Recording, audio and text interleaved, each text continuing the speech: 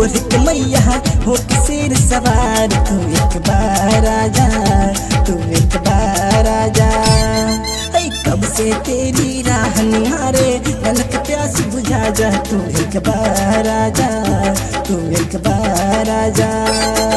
लाल चुनरिया और एक मैया हो के सिर सवार, तू एक बार आजा, तू एक बार आजा।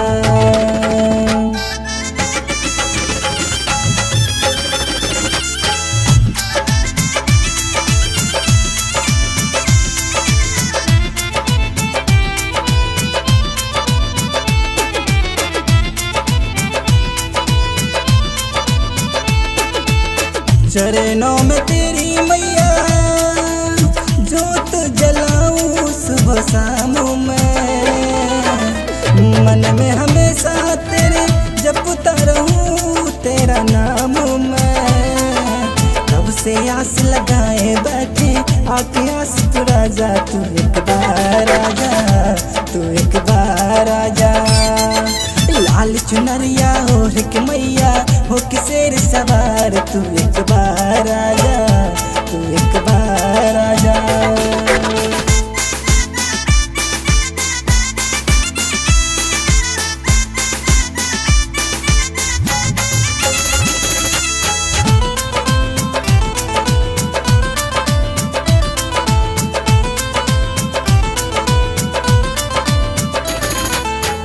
तेरे दर्श को मैया आए हैं तेरे दरबार में, खुशियाँ नहीं है मिलती तेरे सिवाय संसार में। जगदाती जग जननी मैया मेरी बिगड़ी बना जा, तू एक बार आजा, तू एक बार आजा। लाल चुनरिया और एक मैया हो के सिर सवार, तू एक बार आजा, तू एक बार आजा।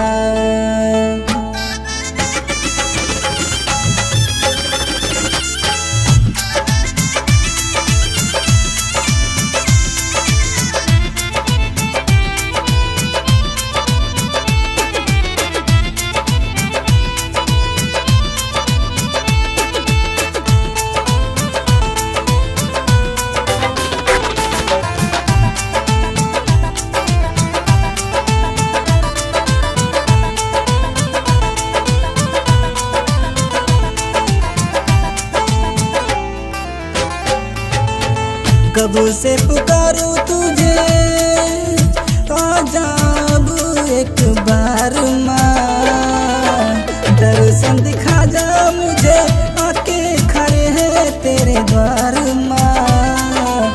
गणेश गजानंद प्रदीप को माँ पेरा पार लगा जा, तू एक बार आजा, तू एक बार आजा।